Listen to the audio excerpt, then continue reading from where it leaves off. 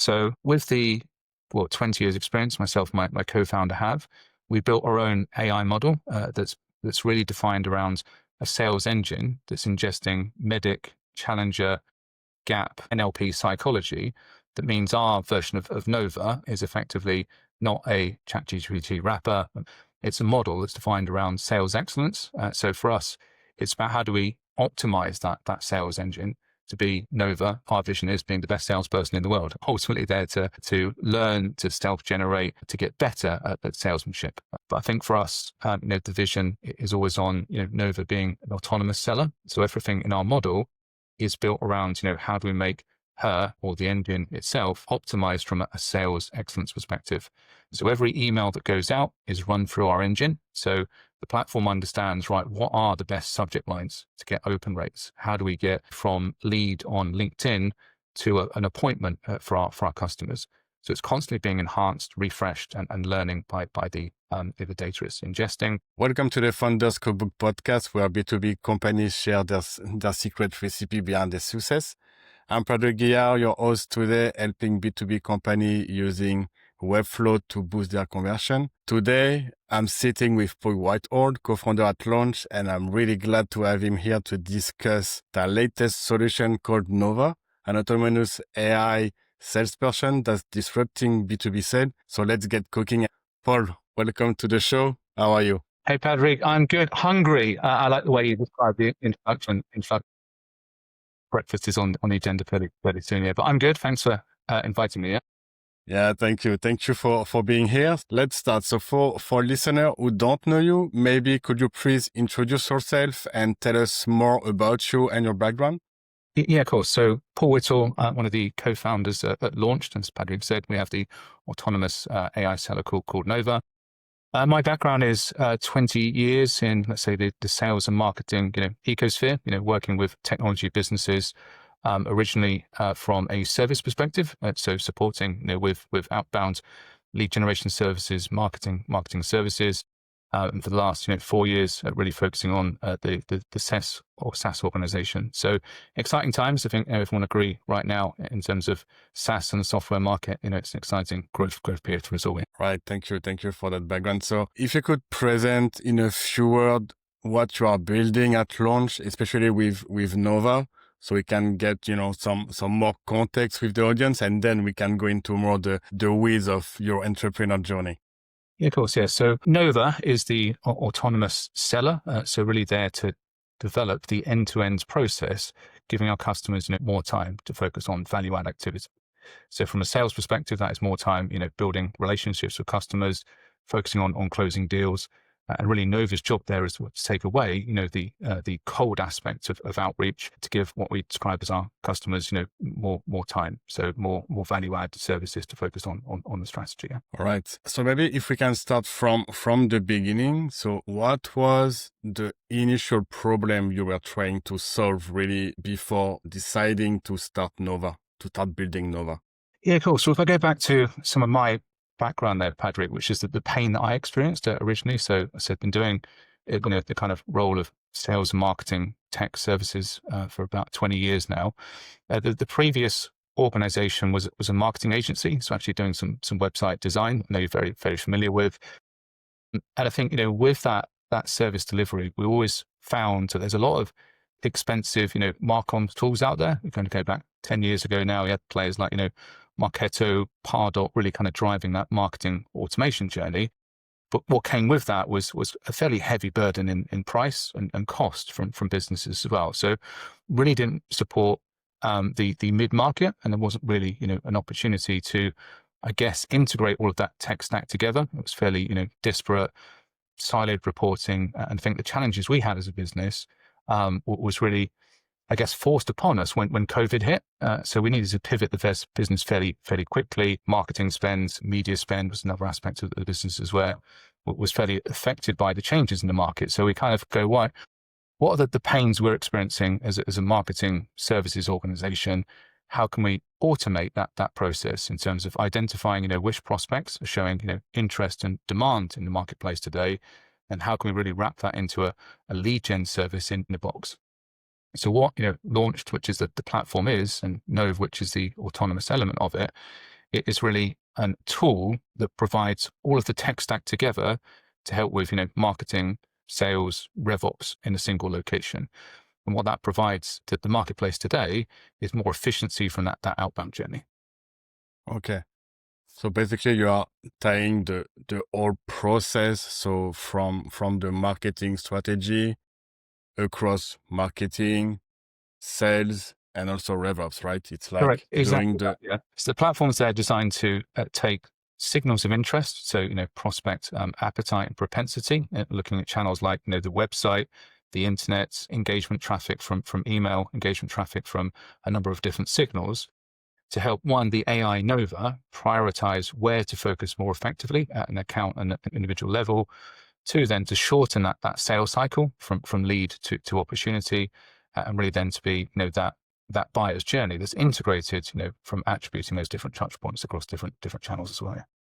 okay. So since when did you start building Nova and launch? Yeah, cool. So the platform's about 3 years now in terms of its operational delivery. The last 1 year, 18 months, has really been focused on Nova's, let's say, front-facing operation. Nova's always been there to engage with email activity and produce, let's say, content distribution for our customers. But the last 12 to 18 months has really been focused on the autonomous, selling aspect of the business, which is really aligning with the sales operations and, doing the role of a junior salesperson. So really, the last 18 months of us has been probably the most exciting part of the business, which is adding, a huge amount more value. And we're continuing that direction to be, a sales tool that is going to provide bottom line revenue from all of our customers. Yeah. Okay, so if I sum up, so you were starting really to address that mid-sized company market with automation tools for marketing and sales and RevOps. And so what started like automating that full process, that full framework? It was without AI, I think, because 3 years ago, it was like really the premises. And 18 months ago, you started to incorporate AI into that product? Yeah, correct. So the vision has always been having an AI operational assistant within the core operating system of the platform. I think, the last 18 months with the rise of technology has allowed us to focus that, AI operation mind and the AI brain to really focusing on the sales aspects, which is, conversion from lead and, leads down the funnel as well. Yeah. Yeah, okay.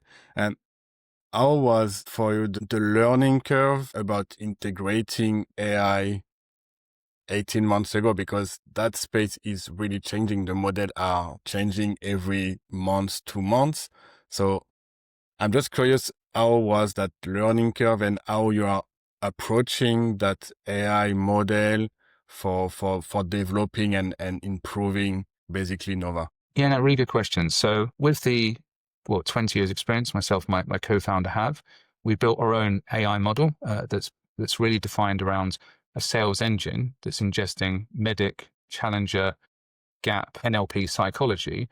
That means our version of Nova is effectively not a ChatGPT wrapper, a large language model.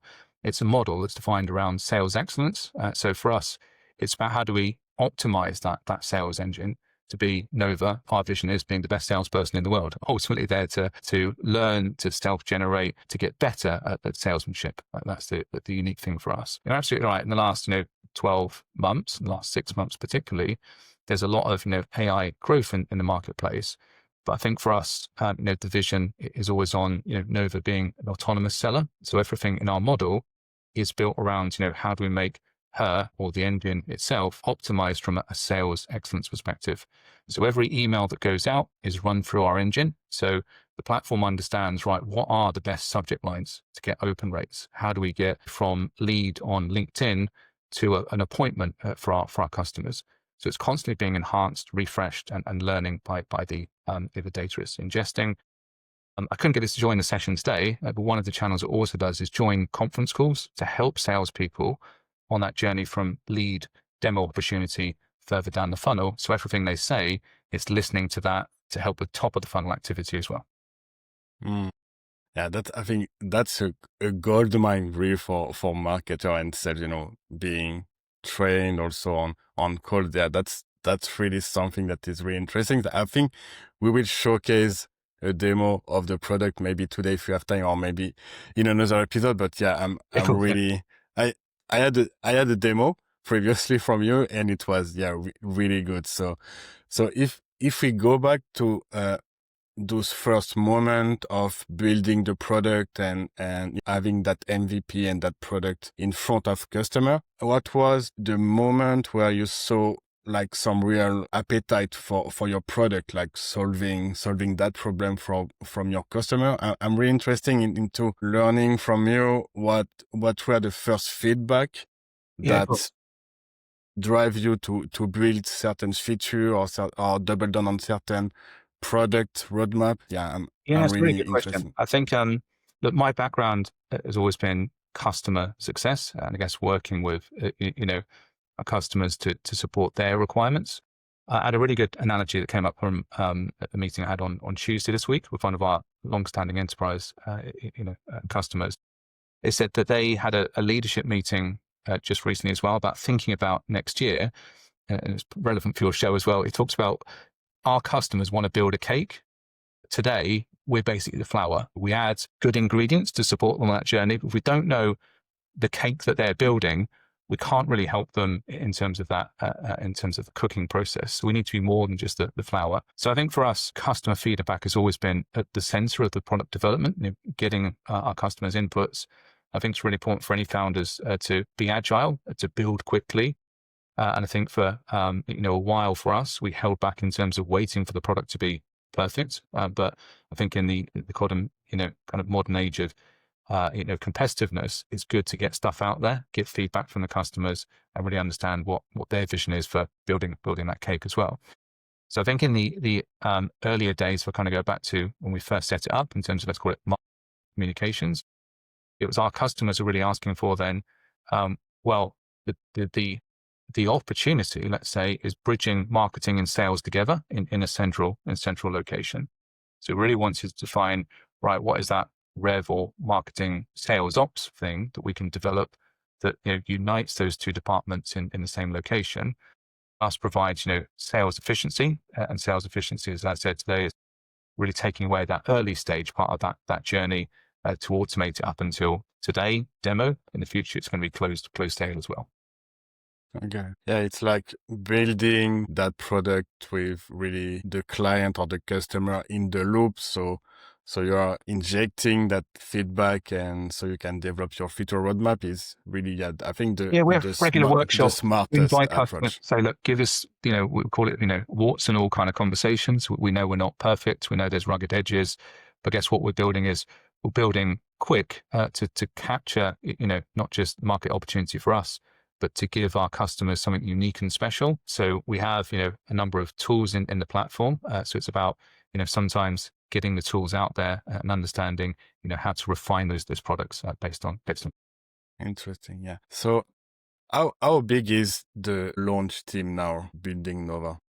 In terms of the development team? Yeah, the development team. Also, the company. Basically, I'm interested in knowing how you bring that product 3 years ago to the company at that state where it is now. Yeah, of course. Yeah. So we're about 5 to 7 employees. And in terms of the development team, we've got a hybrid model of internal reps, and we do use interns as well. And I think for any founder out there, it's a really good way to help leverage skill set from some outside support whilst giving them a career path development experience as well. Okay. So yeah, that's fairly quite an agile team just to build we're fairly lean. that amazing product. One of the reasons for that, Padrig, as well, we're VC backed. So we want to, ensure that every full-time employee owns a significant revenue proportion for the business as well. And we've really built, Launch to be fairly lean in terms of the infrastructure there is built in a way that we can leverage, consistent value by adding on the tools. So for us, we are a subscription platform, which really means, the value goes back to our customers. So it's easy to kind of build that initial foundation. So yeah, fairly lean today. Obviously, big growth ambitions. In terms of customer base, we're around 60 paying customers today, and there's about 300 users on the platform. Oh, that's a good number. It's like I'm always amazed how fairly small team, but really agile and as you said, really lean team can, develop and ship really amazing product.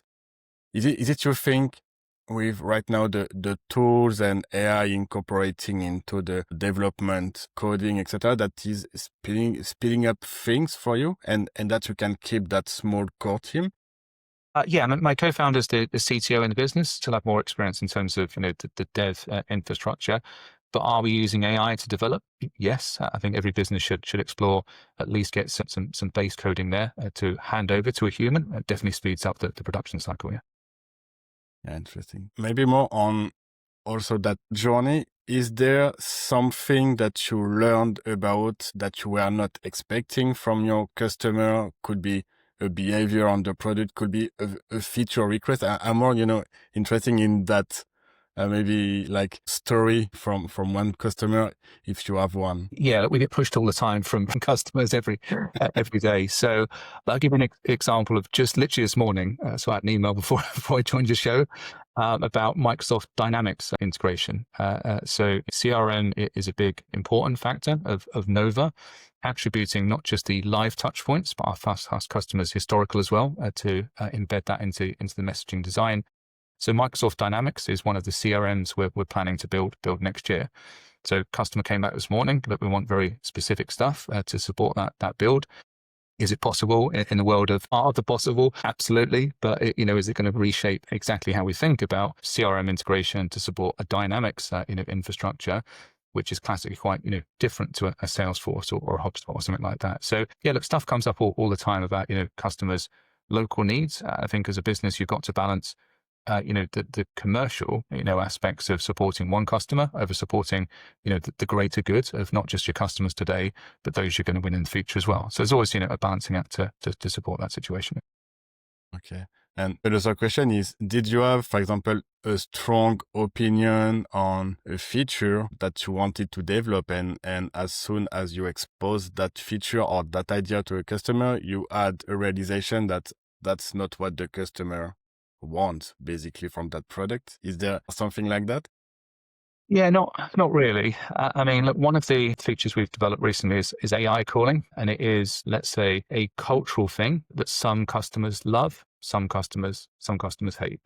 And I think we're going through an evolution with AI in the marketplace that it's going to become more normal for people to communicate with AI in the future as well. And I think we're seeing some customers really adopt it, going, yes, I want that.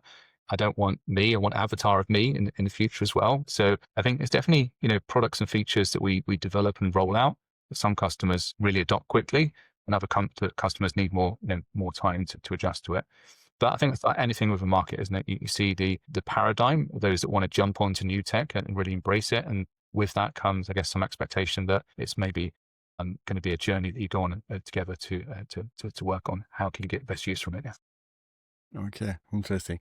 So maybe one more question, I think, on your entrepreneur journey. See, if you could go back in time, what would be the one thing you will tell to yourself to avoid, or maybe that's something you learned the hard way? What will be the one thing that you would told yourself, be careful about that or do things differently? So if I was starting the business again and I had a budget back in if you time, could, in a go dream, back in time, time machine, go back 3 years back and say, Paul, be careful about that or do that differently in 1 year, for example. Yeah, it's a good question. But I think on any founder's journey, the dips you go in are really great experiences as well. So I would never want a journey that is perfectly easy because that doesn't then push you or force you to do things or pivot like we did with COVID. So if I hadn't had the pain of COVID 4 or 5 years ago, we would have never launched in the first place. I would have still been a marketing agency, delivering marketing services, not having the opportunity to have, 5, 6 people in the business and looking at a million ARR. So I think, it's good to have a retrospective mindset sometimes to obviously improve stuff in future. But for me, I think probably the biggest learn we have is, embrace, like I said, getting stuff out quickly. Don't sit on sometimes perfection, because that slows down not just the market opportunity, but actually the way you you learn from experience as well. So I think actually having challenges, feature issues, bugs, problems, and sometimes negative customer feedback forces you to be more competitive and better in the marketplace as well. So my personal feedback is, in the early days, I think we maybe took too long to release and, be, let's say, aggressive at finding the market opportunity and not being necessarily scared of market ready fit. I think a lot of founders kind of come to this mindset of, we have to fit into the market. We have to know exactly what the opportunity is. But the truth is you don't until you really kind of, get your product out there, find what the fit is, then you can build the flywheel motion from that. Once you've got that flywheel in motion, it accelerates quicker and quicker and quicker. So you can't have a piece of paper draw what perfection looks like. I don't think it's never quite as linear as that. It's about, an iteration of developing your product. And to develop the product, you've really got to kind of get it out there into the marketplace. Okay. So for you, what will be the criteria that an MVP is good enough to release it and to put that in front of customer? Because there is two aspects. There is the speed aspect, as you said, that you need to quickly release something to test the market and see how it fits, or see if it solves a real problem from what you imagine. Yeah, of course, yeah. The first experience, that is always key for your early or beta tester or early client, that the product needs to be good enough for them to have a good experience, and so you can attract them and start building. So what is for you, do you have some tips about finding the right balance for releasing that level of MVP?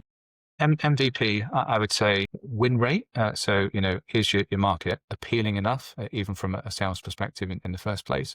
So I think you should be measuring. Obviously, it depends on your type of business, but certainly I'd be looking at, demo to win rates at the moment. If you're achieving, somewhere between 10 and 30%, then you've got, something in the marketplace that the prospects or that the market needs and wants. And then obviously other factors are adoption. So what is your North Star metrics in your business today? So once you've got a customer on board using your product, from a SaaS business, how often are they logging in? What is the KPI criteria that you would expect them to have in terms of usage, in terms of, for us, kind of leads that they're producing on a regular basis? And then obviously it's about, churn rate as well. So once you win that pilot contract, what's the percentage of, continuation beyond that point as well? I think if you're at the early days, even if you're somewhere above, 50% continuation on POC and you're winning 1 in 5 deals, you've got something. You've got something that there's appetite in the marketplace today. Is it minimum viable? Yes, because you're winning business and you're continuing to win business. Okay, I think that's some gold advice here, because it's like I didn't think about, you have your demo, so your book a demo win rate. Then it's like, the metrics about measuring how often your customer log into that product and use that product, and of course the churn rate. I think that's a really interesting perspective. Yeah, I think, look, North Star metrics are massively important. I think there's a lot of terminology in the marketplace about, things you can measure.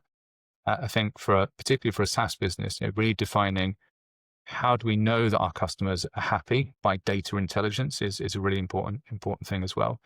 And it's something, every business will refine. But I think as an early stage founder, if you're going through that MVP process, really defining how are we going to measure what good looks like? How are we going to, critique ourselves to understand, is the product, adding that level of value? What is value really for our customers? So I think North Star metrics are things that you should really, really consider in quite a lot of detail. Thanks for the valuable advice here. One question I always like to ask is, are you using your own product for running your marketing campaign? Massively, yeah. So Nova is, an autonomous seller. So we used to, I kind of go back to the early stages of the business, have an SDR function. We don't have that anymore. So Nova effectively is, sales development, rep inside the business today. So absolutely, she's generating, us as a business on a regular basis, our dedicated sales team. I'm obviously a founder. I've got Nova campaigns running the backgrounds when we do the demo. Padrig Guillard, share some of those reviews, some examples.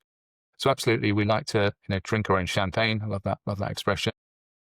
And we will continue to do that. So going into next year, our new feature I'll give you a little insight now, which is Nova doing a demo. So actually taking on that stage of generating a lead, driving the lead to have a demo, running the demo, and then the next stage after that will be sending out the order form. So close business. So we're working on close business next year. We've got the demo coming out early Q1 is a target for us as well. So absolutely Nova's there, not just going to be generating the leads for a human to do a demo. She's going to be doing the demo herself as well fairly soon. Okay, so you're already automating the last step of the middle step of the process. Basically, it's like everything that can be automated now, you can really run that with Nova. Yeah, exactly. So from our customers, what that means today is a massive amount of efficiency in terms of generating warm prospects that are interested in having a sales-based conversation. So if we fast forward to Q1, Q2 next year, that means you're going to have a conversation with a prospect that's seen your product, services, had an AI conversation to answer questions about pains, challenges, pricing even as well. So when you get that lead, it's going to be pretty ready to close. Yeah. So we're very much focused on the product supporting us as a business. We live and breathe it every day. Okay. So yeah, basically you will have tackled the major objection, or at least the early objection, and then you can really focus on closing the lead, right? Exactly. Yeah. So that's what, sales teams will be for us. Will be, focused on that last stage of the deal funnel, where the buyer's gone all of those, touch points. They've attributed across multiple channels. They've had a demo about your products, services, answer questions from the AI. Then you're there to effectively, close the deal.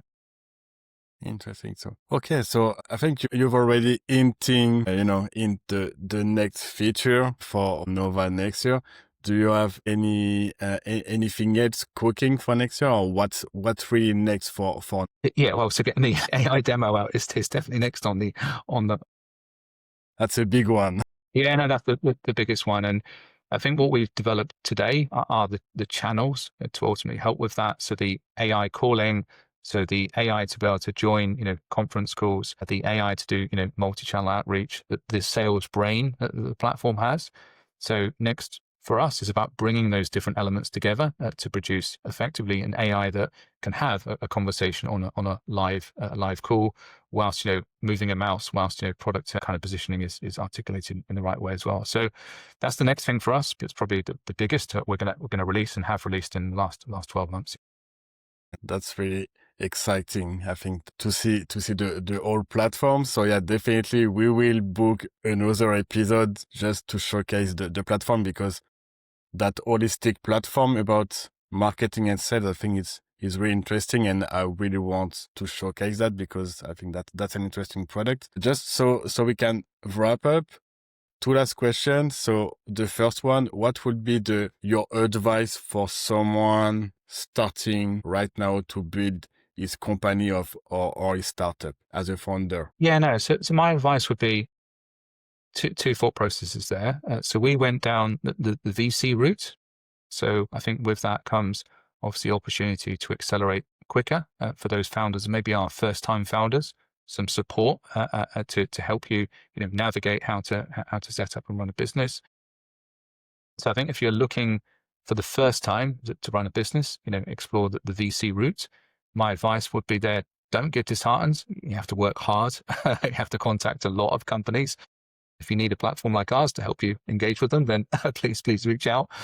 And I guess the other route then is obviously, bootstrapped as well. And I think if you're going down bootstraps, you've really got to leverage, relationships, network, join podcasts like this as a way to accelerate your organic reach as well. So I think that would be my 2 initial takeaways: is think about your growth journey and which one's maybe going to be the best fit for you. Thanks for the advice. I think that's really interesting. Okay, so thanks, Paul, for sharing your secret and all the journey and how you approach really building Nova. So for the audience, where can people follow you and the company? What are the channels to follow you and to contact you also? Yeah, of course. Well, I'll share my LinkedIn with you, Padrig. So you want to share that with the community, happy to have a chat with anyone that even wants to just talk about some of the experiences I've had, good and bad as well, to support you on your journey. I think you can always go to the website, which is launchtech.io if you want to learn more about the business. But yeah, I'm here to support and help. So I'd say reach out to me directly on LinkedIn if you want to have a chat. Yeah. I will add the links to the website and to your LinkedIn in the show notes. Okay, so yeah, thanks Paul. That was really interesting. Thank you for being here, and we will wrap up. And definitely we will book that demo for showcasing the product, because I want to share it. So I think we will wrap up here. So if you enjoyed this episode, make sure to subscribe to the Founders Cookbook podcast. And I'm Padrig Guillard, helping B2B tech company boost their conversion using Webflow. See you in the next episode.